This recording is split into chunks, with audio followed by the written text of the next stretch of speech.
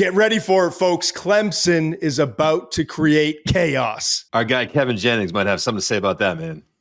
Okay.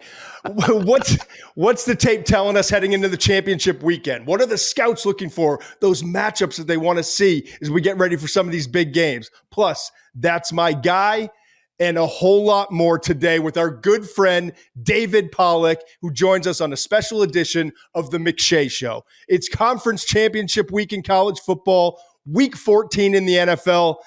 And how many days until the NFL draft? 140, man. Oof. Muench, you good?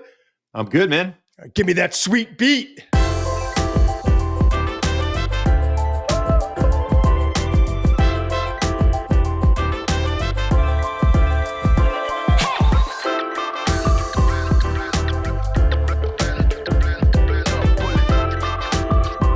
There he is, as promised. What's going on, Pollack? Big homie. Good, man. End of the season, man. Championship weekend. We got some a little bit of drama. Like, this is you know what I find fascinating, by the way, as we start and I already take over the show. I find it very fascinating, Todd, Steve, that literally everybody wanted playoff expansion for all these years. And they were like, I'm so sick of Georgia. I'm so sick of Clemson. I'm so sick of Ohio State. I'm so sick of Alabama. And guess what? All of them would be out of the playoffs if we had a 14 playoff. Congratulations. Yeah. Here we go. And we might be one win away. Although if Clemson gets in, Alabama might get knocked out, but we can get to that. But we might be one win away from this 12-team expansion, getting everybody, all the favorite four back in, if you will. How you been doing, man? Are you ready for this? I mean, we got a lot to cover today. Obviously, the championship games. I wanted to get your take on a couple things. We're going to knock out That's My Guy, Muench, with Pollack. He's got one for us, too. But I wanted to start here. I saw, I call it Twitter X now. I'm done trying to be one or the other. It's just Twitter X. I saw a Twitter X post of yours about Notre Dame. Basically saying, like, you're a believer, and correct me if I'm wrong, you're a believer, you truly you're buying into what Notre Dame's selling, and that you could legitimately see them making a run at the national championship. Am I wrong in that assessment? No, you're right. And I know that kind of, after all the years, Todd, that we've done this, it's kind of hard to get it out because they've let us down so many times in big moments. But, man, with the teams that are extremely flawed this year, which we've gone down the list of those throughout the year, I think Notre Dame knows exactly who they are. Mm-hmm. I think who they are will travel. I think who they are will be consistent. They got three guys that average over 6 yards a carry. I think that will serve them well in the playoffs. I think the passing game, listen, this ain't an air raid attack by any stretch, but they're going to attack the middle of the field, easy throws. They put you in conflict. They got a running quarterback that can do, and their defense is really good. I think their defense is physical. I think they're fast. I think they play their tails off. Yep. I worry about the kicking game because I think they're like 6 for 12 in field goals. That ain't good. That part definitely scares me. But I just watch them and I'm like, why not Notre Dame? The only team that's been dominant this year is Oregon. Oregon's been the only one that, like, you can look at consistently has been dominant. And I think people go, well, yeah, they only beat Ohio State by 1, and the other ranked team they played was Illinois. Yeah, but they won 7 games by 21 plus. And you can watch them. They got a quarterback that's you're probably evaluating for the NFL. He's 66. He's played in college football for that long. I mean, my gosh, like. He's making his 62nd start. So, like, the experience is there. The speed is there. So, I like Oregon as the most dominant team. But besides that, man, who you banking on? Like, who you saying that, like, they're going to run this, get hot, and win it? And Notre Dame, I think, has as good of chance as any of those other teams outside of Oregon. Yeah. Go ahead, Muench. I like teams that can run the ball and stop the run this time of year. And you could say, all these games are inside. That's great. It's the end of the year, man. People are worn out. And if you can get guys, if you have a running attack like that and you can stop the run, I think it puts you in a great position for a playoff run. It's interesting because I've studied their offense more this week because I'm trying to – I feel like for some reason it's Notre Dame. Like they've got their own network deal. I just feel like because they haven't played a lot of like big games, it's not like the primetime Saturday night ABC, that I haven't seen them as consistently. So I went and studied some tape. there's some things that I love. I mean, truly, like that offensive line, 54, his feet, seal blocks, moving, pass protection, the left tackle, the left guard next to him, second level blocks, the way they move together, the center, number 70, the combo blocks. Like, it's a beautiful thing watching their offensive line. Truly, like the way they work. And like you said, they know who they are. I love, to me, Jeremiah Love, I love, I used to say that. Where's the love? Let's go. Yeah.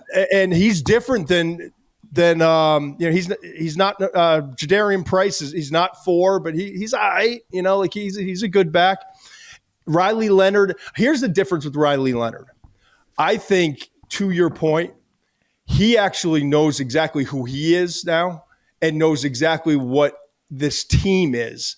And even like there was a play 18 for whatever it's worth. There was a play against USC. He's rolling to the right. He's got a receiver. I think it was the tight end. It was a scramble rules. The receivers are kind of now trying to break free at the end. He's rolling to his right. He's got a chance to take a vertical shot. Receiver's open. He should have taken the chance, right?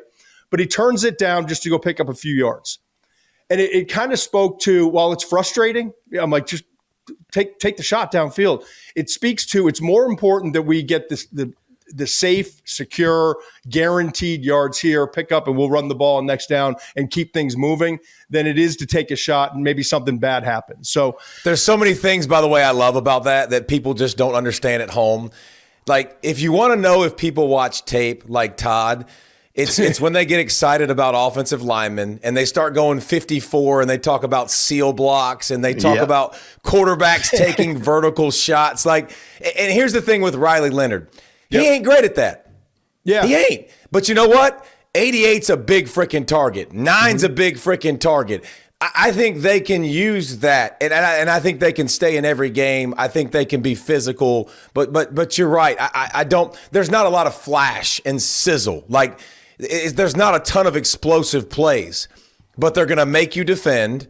They're not going to make a ton of mistakes. He's not going to make a ton of mistakes, and that quarterback element of the run, and he ain't scared. Like, he is going to lower his shoulder. He takes more hard shots than anybody to get extra yards. So I'm with you. I'm with you on the Irish, and I just love the tape mentions on play 18, rolling to his right. He threw it behind his back and made a nice catch. I love the safety, Xavier Watts. That safety for Notre Dame is really good, man. He's got 5 picks this year. Big, good size, runs well, plays the ball well. I mean, he's a good player, man.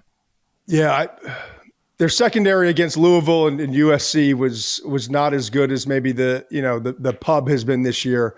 But defensively, I like them. I think they're sound. I think they're physical.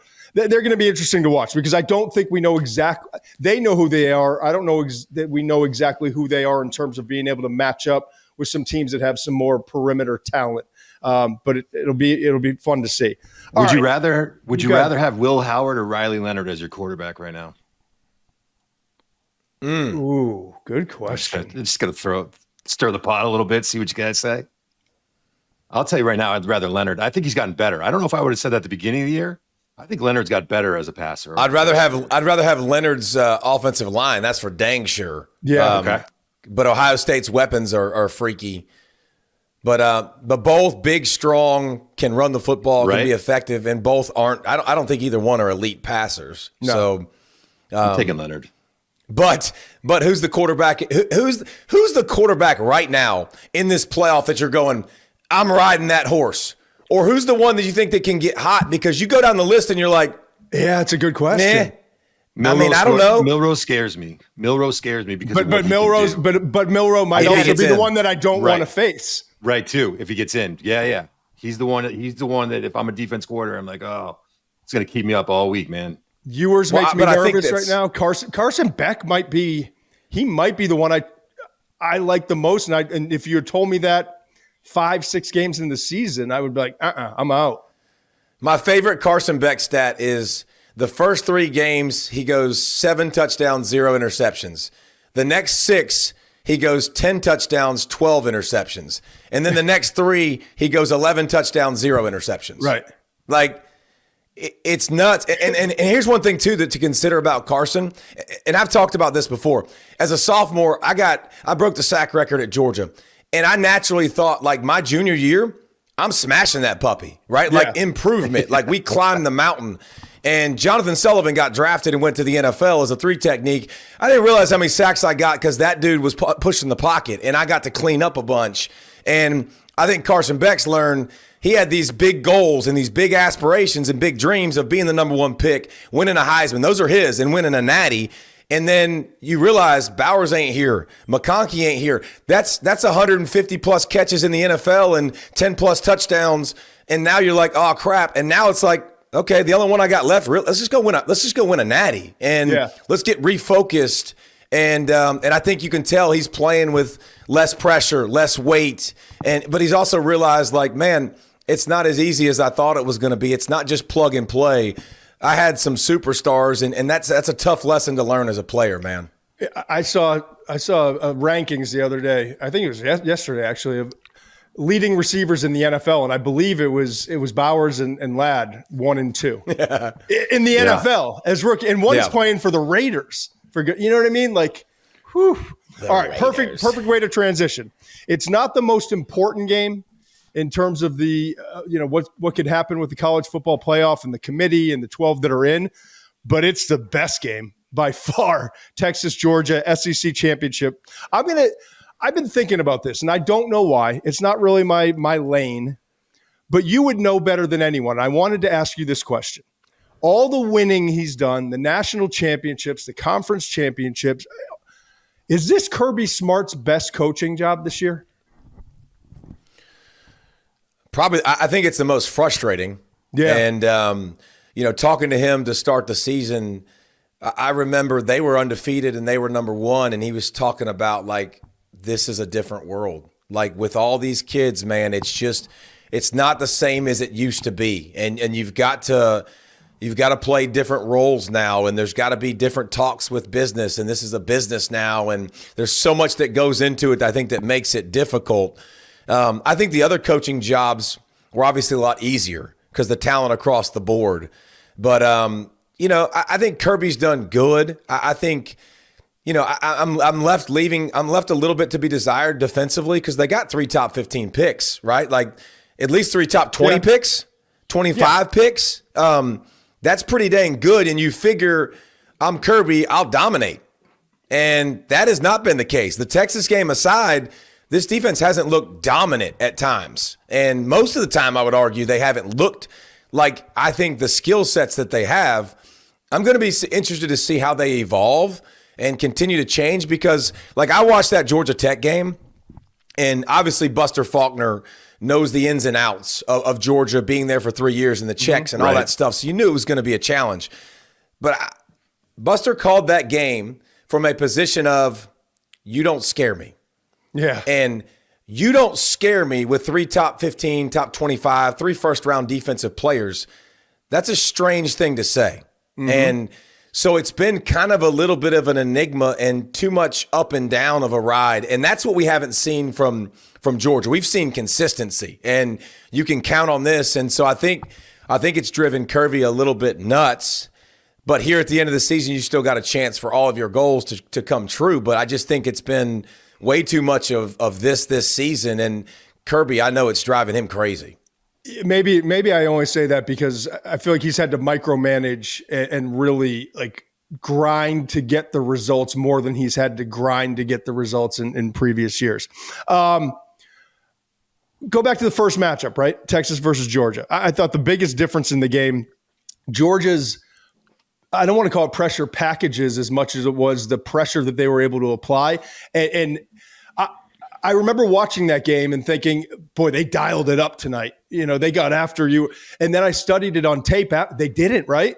And then I saw a stat, it was like 32% blitz versus like 50% in every other game. But you could just see on tape, it was more about what was happening behind the pressure than it was like how many guys were coming. It wasn't 5+. It was a lot of 4-man rushes in that game, but they were showing different things. And Ewers is a dog who's been in a lot of street fights, man.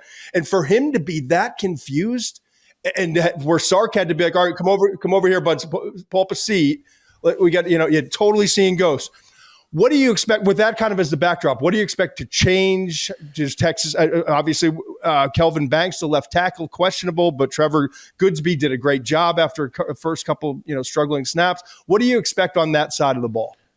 Well, they didn't pressure as much, but the thing they did do, and y'all know this, but it's really hard to disguise with Sark because there's so much pre-snap shifts and motion. So you get caught with your hand in the cookie jar and it's like, bang, I'm screwed.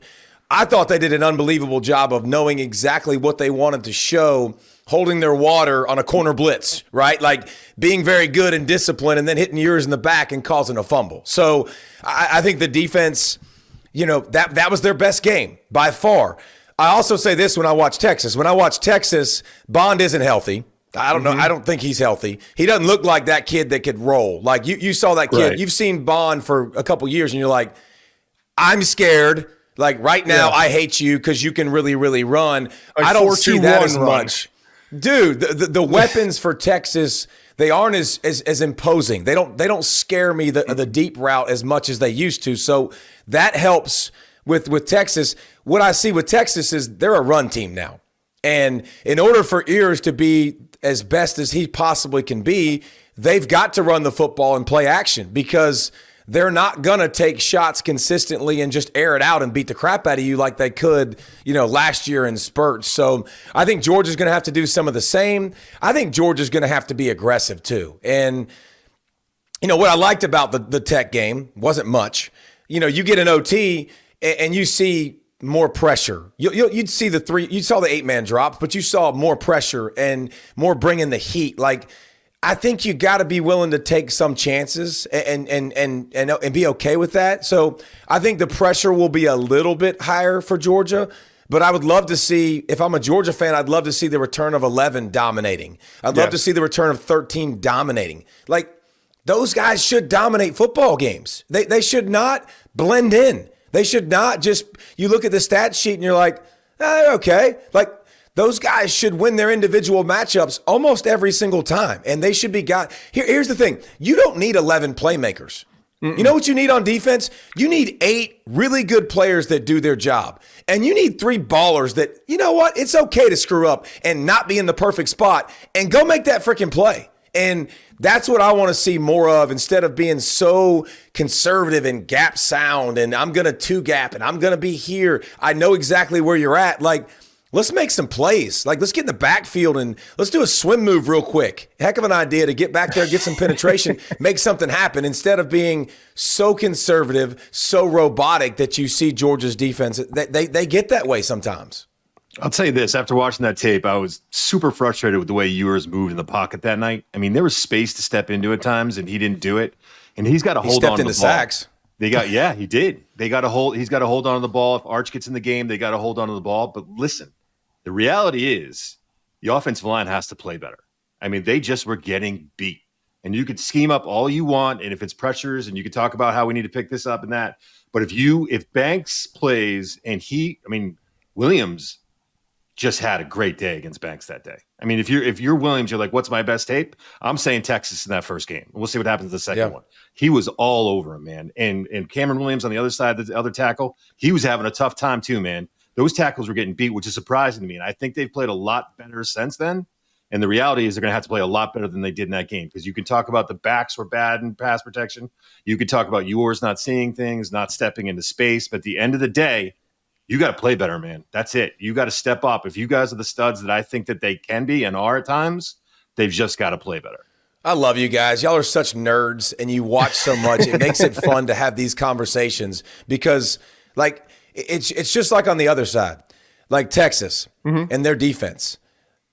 Keep in mind what their offense did in that game. Yes. And they kept them in the football game. Yes. Like, and you watch Texas's defense and they're obviously number 1 in the nation, giving up 144 yards a game or something stupid like that through the air. What I like about their pass defense is everybody plays with great eyes. They don't do a lot. They don't bring a ton of pressure. They don't have to. But they're going to read eyes. You see 4 in the back end reading eyes and coming off routes and making plays. And I think Texas Just like the A&M game, I think people look at it like, dang, that was a low scoring. Texas destroyed that football game. They had a couple turnovers inside the 15-yard line. One went back to the house, and otherwise that game is way worse.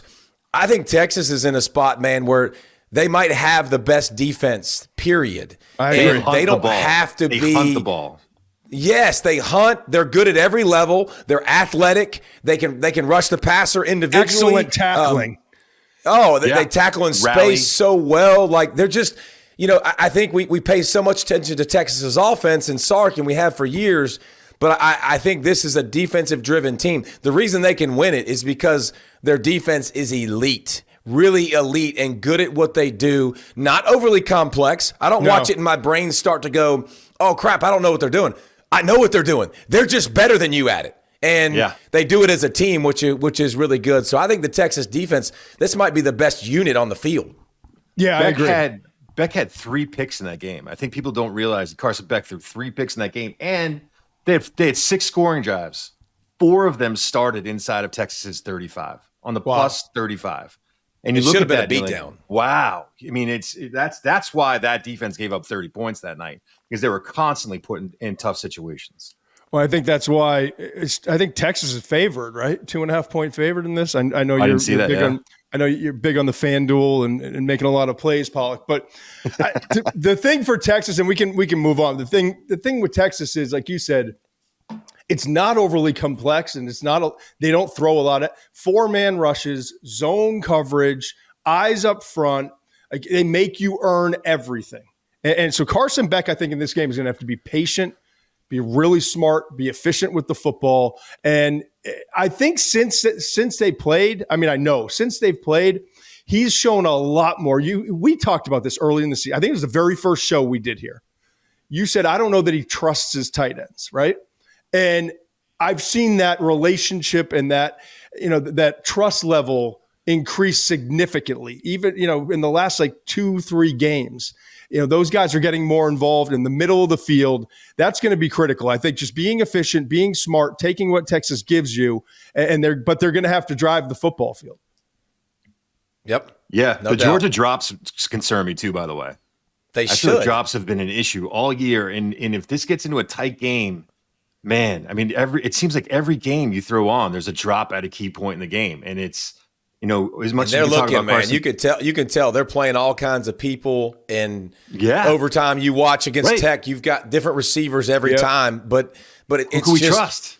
Yeah, I don't think they have that now. Colby Young will be back for the playoffs, which I think y'all have seen him enough. Yes. Like, that will be a game changing. That dude is every bit of 6'4", big, huge target, jump ball machine. That could make things easier on him. But you're right. Like, Tennessee game, you're like, receivers made plays, check, bam, they play great.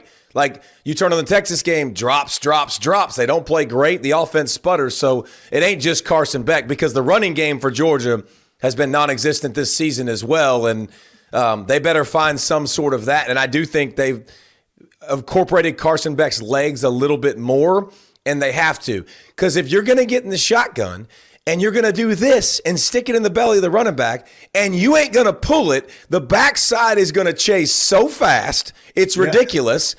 And nobody's going to be out there. It just makes the running game very easy to play. And so be curious to see if Georgia can get that going as well. Sark versus Smart, round 2. That to me is the first one of 20. Sark versus Smart. Beck versus Ewers. I trust Beck more now, and I'm surprised I'm saying that going into that game, but it played out. Texas versus Georgia, though. I think I just trust Texas more. We'll see how it plays out. All right, Big Ten. Penn State, Oregon. First thing that jumps out to me, Penn State's offensive line been average. Perfect. Lost 3 starters to the NFL last year. Oregon's defensive front has been outstanding. Derek Harmon, 47. I want to ask you a question. Yes. Hold on. They lost 3 guys to the NFL. Did you think their offensive line was really good last year? No. Sorry, I had to stop you there because no, you're right. I'm having this conversation with you every year. Like, why can't Penn State be physical and great on that side of the football. Like, we talk about Allen and Singleton. We've been talking about them for forever, and they're really good, and you watch them. They've got moments that are really good, but there's never any space. And they don't line up and scare you. Like, you know? No, and I think that's it's more like the hide the hat game, right? Like, it's more like, where's Ty Warren? There's a guy that scares me. Receivers for Penn State don't scare me. No, like, not at all. I had to stop you just because, like, that's my frustration with Penn State. Every time it gets in a big game, can I run the daggum football? Like, can I make this easy? Like, I can talk to you about Aller, and he's gotten better. His poise is so much better this year. Agreed. He's willing to scramble. He's a big, strong sucker that will break tackles, make plays. They don't win on the outside. 44 is where is Waldo? He's played quarterback, running back, receiver, tight end. Center. The dude's center, and the dude's punted. So he's an absolute freak show. 44 is the game for them, and stopping them is everything to do with this offense. I get so frustrated with Penn State, and Colton Ecke's done a better job this year of manufacturing it and shifts and motions and trick plays and stuff. But like, in a big game, Penn State, like, show me that you will line up and you will out-physical, out-muscle, out-tough someone. That I would love to see that from Penn State. This game's fascinating to me, though, because I think they're going to get beat up front offensively. I think it's going to be a low-scoring game. Dylan Gabriel has been sensational this year, with the exception of Wisconsin, but he made a couple plays when they needed it, and he was great there. Josh Connerly, the offensive tackle, that's my guy in this year's draft. I think he's a stud. But the rest of the offensive line versus this Penn State defense, Abdul Carter, the blitzing, the pressures, and I think Penn State has a chance to be – they're not Wisconsin, but Wisconsin gave them the toughest, and part of it was on the road, night game, cold weather, all that stuff. But Wisconsin kind of made them look human, Oregon, the offense look human. I think Penn State can do some of those things, but just with a lot more talent. Where do you, on the other side of the ball, Gabriel versus this defense, what jumps out to you? What jumps out to me is the biggest advantage, the biggest strength of Penn State is that front seven, the twitch, the athletic ability. That's where they're different. Correct. The biggest concern for Oregon's offense is not receiver. It's not tight end. It's not quarterback. It's not running back. To me, it's the interior of the offensive line. It's the offensive line. Those three dudes. Can Penn State's biggest strength dominate this football game? Can they get in the backfield? Gabriel gets the ball out so quick, man. Like, he's got a quick trigger. He sees it. He gets it out quick, but then he'll get it out quick and take deep shots. So they make you defend the whole field, which is extremely difficult. But I think that matchup, if Penn State can dominate, and Penn State's found guys in the trenches on the defensive side that kick the crap out of people consistently. And can they dominate that matchup? And if they can hang with Oregon. But I think Oregon can win that matchup too with their dudes in the trenches on the other side. So, Gabriel, I trust his 60-second start. Like, what are we doing? I mean, he's been in this. He's seen it. He's done it. He's got more than Bo Nix now, right? Yeah, Bo Nix was 61. So I guess it's just old Oregon quarterback. So I guess Alan Bowman next year's transferring to Oregon to start at quarterback. For his eighth year. I think he just got an eighth year, but he's the betting odds to be the next guy at Oregon. I think that's Penn State's only chance. I don't think it's get explosive, go tick for tack, Muench. I don't think that's going to happen. No, I'll tell you this. Look, I think we all agree that Penn State front's got the edge physically on the Oregon offensive line. But I'll tell you this, man, they better be sound. That Oregon offense is so much fun to watch because they'll use motion, they'll use formations. They are constantly – Gabriel does a great job of reading alignment and counting numbers, man. I am surprised at how many times on tape I just see him look out. They'll go 1 by 3, and you only got 2 defenders out there.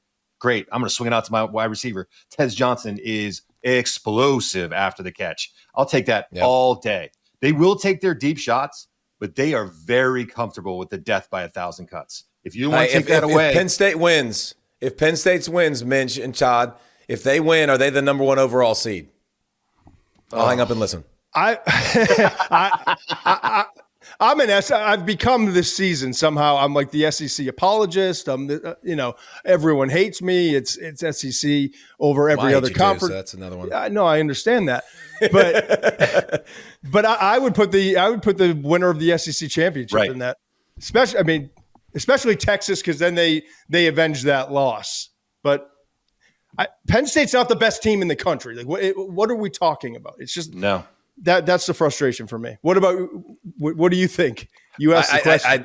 I love when you talk with your chest. It excites me when you get excited like that and you say it with your chest and you're like, listen, I know y'all are giving me backlash, but screw y'all. Like, Penn State's not the number one team in the country. I like when you say that. There's some angry people, by the way. Oregon's resume obviously is not the greatest. Yeah. They've been the most dominant. They're the most complete. They're the one I trust the most. Mm-hmm. If they lost to Penn State in the championship game, obviously, you're not going to be a number one seed.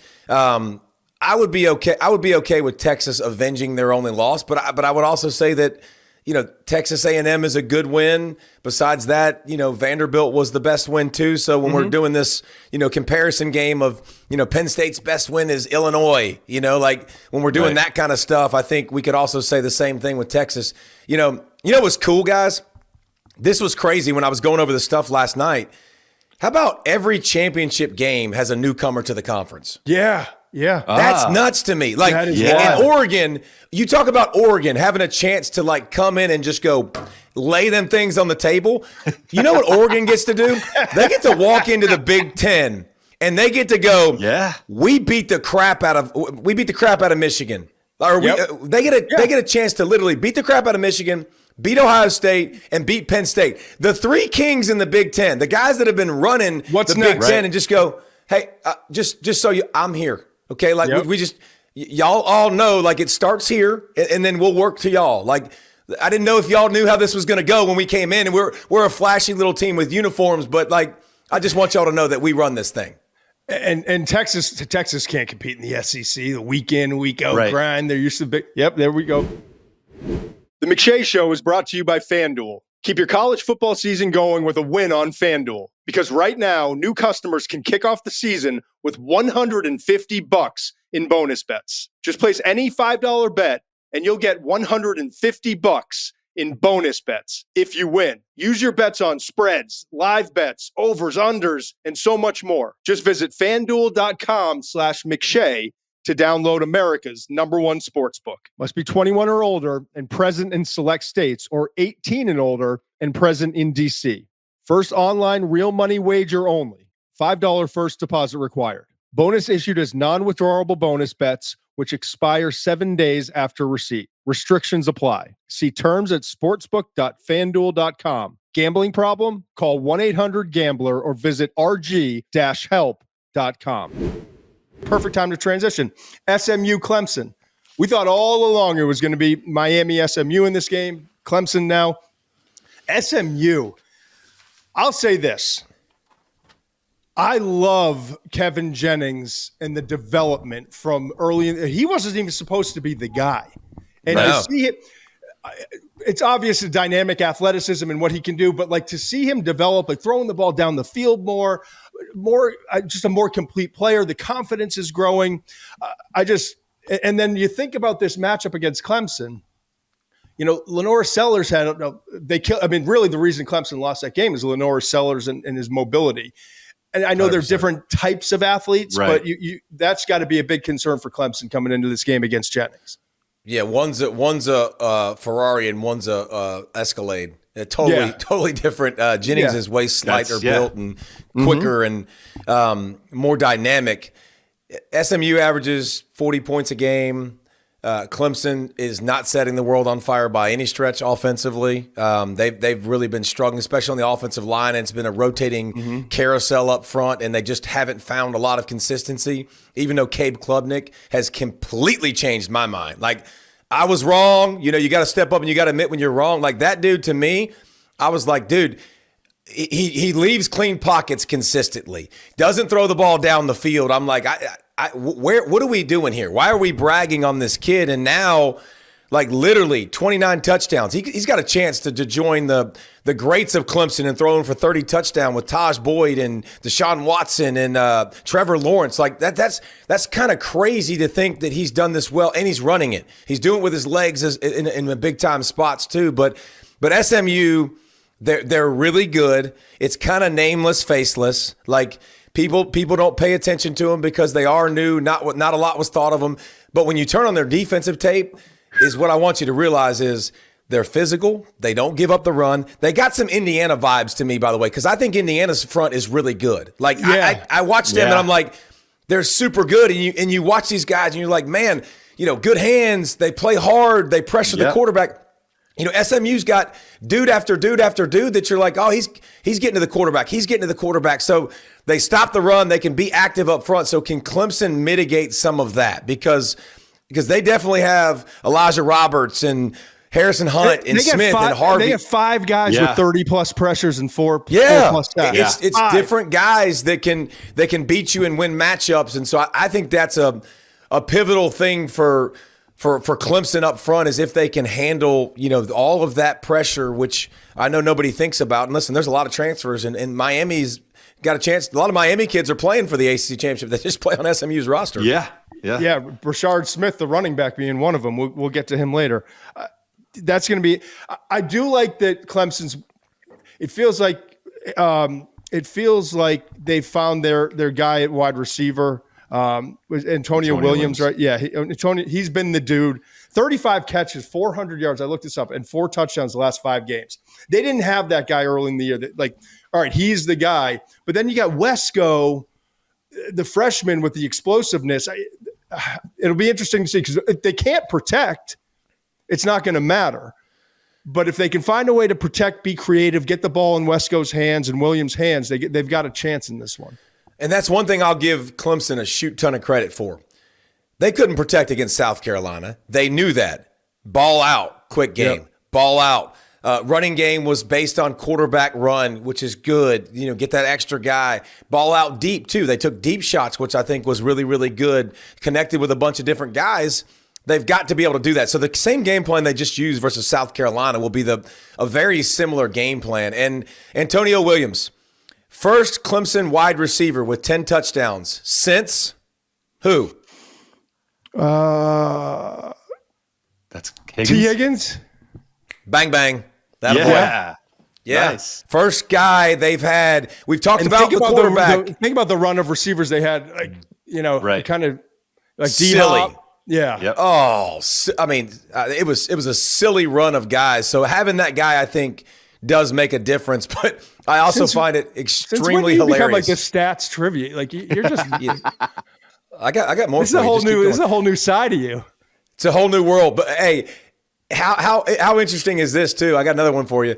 Like Clemson's playing in their 10th ACC championship game, and SMU ain't even played 10 ACC games yet. You talk about like pedigree, being there, been there, done that, and then now you got the other side of SMU. Like, hey, we're here. We just showed up, wet behind the ears. But you know what? Let's give this a go. We'll do this. Let's play for the ACC championship game. I still think Clemson's going to knock them off. I do too. Just because this year in college football deserves it. I think it's fitting. 28-27 Clemson. Like somehow. There's no way this is just going to end clean. Alabama's in, SMU's in. Like it's got to be chaos, right? It has to be. I get it, but it's hard to go against Jennings. This guy to your left on the screen has been bang. He's been anti-Clemson, anti-Miami, and you know what? He's been right. Remember when we first talked a couple months ago and we just started the show, he called it a soft 9 for Clemson. And he's been right. It was a soft 9. Muench, you're taking SMU big then, or are you saying it's close? No. I wouldn't be surprised. I think it's close. Listen, SMU's offensive front, we didn't talk about that. That offensive line is going to have some problems. And I know that Clemson has not been good against the run, man. They have not been good against the run. And Jennings is the ultimate equalizer. I mean, the way he creates his arm angles, he is so fun to watch. He is so fun to watch. I'm watching the Cal tape, and I'm like, do not throw that ball. Please do not throw that ball. I'll say this, though, Mitch. It's a big play. Mitch, I'll say this, though.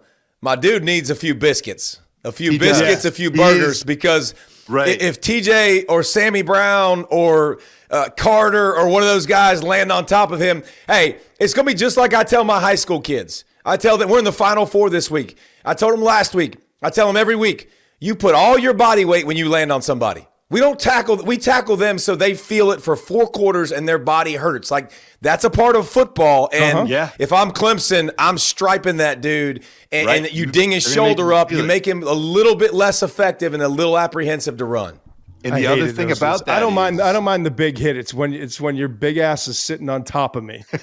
Get off of me. All of it. I'm putting all of that meat on you, brother. The other thing about that with his frame, you don't want to give him 20 runs in a game. I mean, I don't think he's going to hold up. No. And I don't care. Listen, if SMU wins that game close, everyone seems to think they're going to, loses that game close, everyone seems to think they're in. Well, if they lose Jennings to an injury, it doesn't matter what the score in that game is. If they lose, they're not going in. They've already made that clear last year with the Florida State situation. SMU without Kevin Jennings starting to feel like we're the team. show that's going to jinx him. Oh, please no! He's so good. I want to watch. Last game, and we'll knock this out. Big 12. I'm just curious. To me, Iowa State, Arizona State, Rocco Becht. We both worked with Anthony. Love Anthony. Hard not to love him. He's got his hands in everything. I saw him at a Jets game recently. He's doing play-by-play, but also he's always. But Rocco Becht, you can tell he grew up at like a football house. Like the toughness, the competitiveness.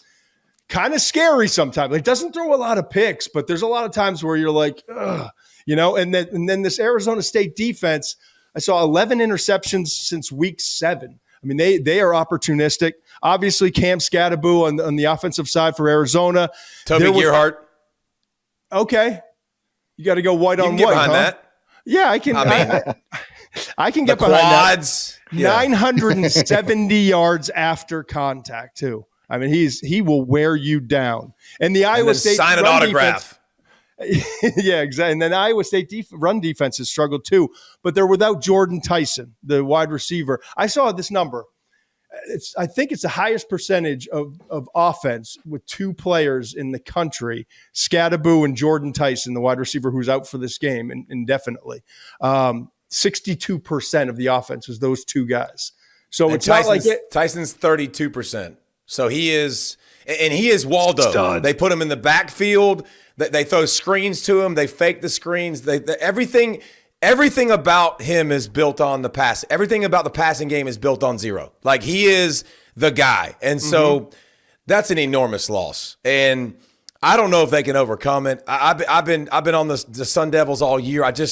I think there was something about Scatteraboo that just got me excited, just the way he runs the football and catches it and makes plays. And then I think you've also seen from the QB spot too, like Levitt's, he was banged up, missed a game, they lost. But when he's been in there, and I think November, he's been great. Like 13 touchdowns, 1 interception. He can run. He's athletic. And just this offense is really, it looks like a Kenny Dillingham offense. Like, he manufactures it. Such a good offensive coach. But I think this injury is a big deal. And I want to lean the other way because of that, but I also think Arizona State's got some kind of mojo going this year, and it's really good. And I love the way they finished. But other side, everybody, all these draft experts, Todd McShay and company, all these guys before the season, and all these explosive offenses we talk about, and all these offenses that are going to be number 1 in the country. There's one team in the country with 2,000-yard receivers. Stats, I love it. 1. And everybody had Iowa State on that number on their bingo card. Iowa State. Iowa State has 2 1,000-yard receivers. Like, that's incredible. Higgins and Noel has been really good. Beck can run. He's got some – listen, his numbers, Todd, to your credit, his numbers aren't great. Like, you look at his numbers, but there's something about that dude, man, that I like what he's made of. And I know he makes mistakes, but it doesn't bother him. And he'll run through you if he needs to run through you. And if Iowa game, if you got 30 seconds, he'll get you down the field for a field goal. And Texas Tech – you got to get down the field and score. He'll take care of business. And So I think this is going to be a great game. Two teams no one's talking about for the college football playoff picture. Like no one even knows they exist. It's like, oh, wait a minute. Let's talk about these teams. Oh, they're not even in the top 12. Don't worry about them. Like they're not even here. They're kind of here on this little. They're playing a little side game over here. The good news for the Sun Devils, though, is that Iowa State is terrible against the run defensively. They have a terrible run defense. This is going to be the Scatterby show. But if you're looking forward and Arizona State is able to win that game, I mean, a playoff run is going to be tough without Tyson. I mean, they're just not the same team.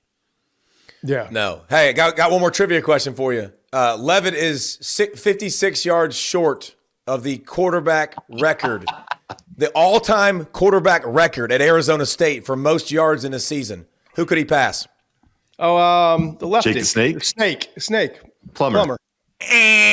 No. All right. What about the real tall guy? Oh yeah, Osweiler. Oh yeah. Would you like to go for more? How about the guy that went to LSU? Oh, Jaden. Yeah. Oh, of course. You guys are killing the trivia. Good job. I guess Hey, mentally, we did pretty well yeah. Two out of three. All right. David Pollack College Football Show. You've got to download it, subscribe. You can get it wherever you get the podcasts, YouTube. Killing it on the Twitter X. Every time I go, the last 2 nights, I'm trying to go through, see what's going on in the world. You get live shows. I appreciate it, and we appreciate your time today. Before we let you go, bud, we do this thing every week, right? We're always getting ready for the draft, studying guys on tape. We don't like to focus as much on the quarterbacks and the first rounders always, maybe some guys that we study on tape and we call it, that's my guy. Any scout, like you plant your flag on certain players, you spend 4 or 5 hours studying their tape, and certain guys stand out to you. Muench, that's my guy for you this week? Listen, I got Marshall Edge Mike Green. He leads the country in tackles for loss. He's tied for second in sacks. I watched the Ohio State tape. I want to see how does he do against the big boys. He had a sack in that game. He looks good. And listen, I don't want to bury the lead. It's the explosiveness. It's the closing burst. That's what makes him special. But I'll tell you this, man, he's a former high school wrestler, and he's got some violent hands. He can get off blocks for a guy who's a little leaner. He's about 248 pounds. I want to see him fill out that frame a little bit. But if he can he's 6'4", so there's reason to believe he can get a little bit bigger. He just jumps out when I watch him on tape. Paul, kind of sounds like you a little bit. Those wrestlers, man. I'll tell you a quick wrestling story. We had no fat kid at Shiloh High School, so they talked me into it at 225 as a sophomore to go wrestle 275. After a week, I'm like, Mom, Dad, this sucks. I'm out, bro. No way. Yeah. Wrestling is not for me. My mom and dad were like, once you start something, you got to finish. I'm like, I don't want to finish. They made me finish. After the state championship match, I threw my bag in the front seat. I said, Mom, Dad, next time I wrestle on a mat, half naked, it won't be with a boy. That's what you get for making me do it. Yes, 100%. I will not do it. We'll save the best. That's my guy for last. I'll go second here. Brashard Smith. Just watching this tape, getting ready for the Clemson game, ACC championship. He ain't big. Like, he's not a grinder. He'll break some tackles, contact balance, but the running back from SMU, he's undersized, but man, does he have some scoot to him. I like his vision. He senses the crease and he goes. And he's kind of one of those smooth, easy speed runners. Really great as a receiver out of the backfield. Brashard Smith, watch him in this game against Clemson. This is going to be really fun to watch in terms of the matchups, how he's utilized. Excellent pass catcher, as I said. And not just like, outlet throws, screens. Like, this dude's running like post corners and stuff and like going up and contesting with bigger defensive backs. Kind of got some vibes of like Tyrone Tracy, the running back that the Giants drafted, who's been very productive this year. I know he probably gets lost with the Giants, but I think he was a 5th round pick in this past draft. Tracy's bigger. He was like 209 at the combine. That's not going to be Smith. This running back, it's like every single team I turn on, there's another running back prospect. But I think he could be one of the steals as kind of that like chess piece, change of pace. So Brashard Smith that's my guy this week. And I've been kind of waiting for this ever since I asked him. Pollack, who's yours? Well, I like that for Smith because too, like, just smooth change of gears. Like, he's a driver, and it just like like effortless for him. So this dude, man, this is gonna really surprise y'all because I'm a defensive player. And I am a no-nonsense guy. I'm an effort guy. I'll give you all the euphemisms that they gave for me. I'm a high motor guy, first guy in. He's still, last guy to leave. Mensch, relentless. he's still pissed about this. I mean, I wrote a report on him, and it was glowing, athletic, explosive, all that. Doesn't want to read that report. That face. Just wants to go off of maybe what some other people said because I want to see that report that you said athletic. I'm going to pull it up. Because I want to see that because I did write that he's a grinder, hard worker. I remember meeting with him with Mike Gottfried. Okay. The captain I get that. stuff. Hey, so your boy Kuiper, I'm going to shut up, I promise. Your boy Kuiper, this is a true story too. He talked about my arm length, and I was so pissed off, and I was so mad. This is how stupid I am. I remember going to combines. When I did my arms, I purposely made sure my arms were short because I'm like, I want to stick this directly up everybody's hanky who says my arms are too short, he won't be a great player. Not thinking about like I'm an idiot, I'm costing myself money. Yeah. Literally thinking and I want to have short arms. Is about $1 million in guaranteed. Yeah, really smart doofus. That's why I played defense. That's where they put the dumb players. All right, so that's my guy. Anyways, I was telling you, like this is my spirit animal. If I played quarterback, I would be Jaxson Dart. I love this dude's heart. I love how much he'll get on his teammates. I love how much he cares. I love the Georgia game. He gets hurt, and all of a sudden he's right back in. Looks like he won't be able to compete, and he competes his butt off. He runs hard. He lowers his shoulders. He doesn't want to go out of bounds all the time. I feel like he's just that kind of dude, man. I feel like I can bet on him. I can trust him. He made some mistakes in the Florida game, of course, but like on a whole, that guy is just – he's got something inside of him, a competitive spirit that I find myself cheering for him. And I don't do that with a lot of quarterbacks, so that's my guy. Stunned it's a quarterback. It's a quarterback. Yeah, me too, but I like spirit animal. I like that. I like that a lot. And hey, listen, Nagy, the executive director of the Senior Bowl, said that he talked to 14 NFL teams, and every single one of them said that they would love to see Dart at that game to take him out of that offense, put him in a new offense. Let's see what he can do in a different environment. So, yeah, you're the best, guy man. That somebody's gonna. Well, I appreciate that, brother. Thank you. I still want to see that report. I still want to see that report. I want to highlight quick twitch, athletic ability. I got to find it somewhere where I can edit it, I think, but I'll get it to you. You ain't lying. I'll get it to you. I appreciate it, man. We all right, dudes. Your y'all time. have a good one. Everyone check out his show. Man. See you, bud. Must be 21 plus and present in select states. For Kansas, in affiliation with Kansas Star Casino, or 18 plus and present in DC. Gambling problem? Call 1-800-GAMBLER or visit rg-help.com. Call 1-888-789-7777 or visit ccpg.org/chat in Connecticut or visit mdgamblinghelp.org in Maryland. Hope is here. Visit gamblinghelplinema.org or call 1-800-327-5050 for 24/7 support in Massachusetts or call 1-877-8-HOPE-NY or text HOPE-NY in New York.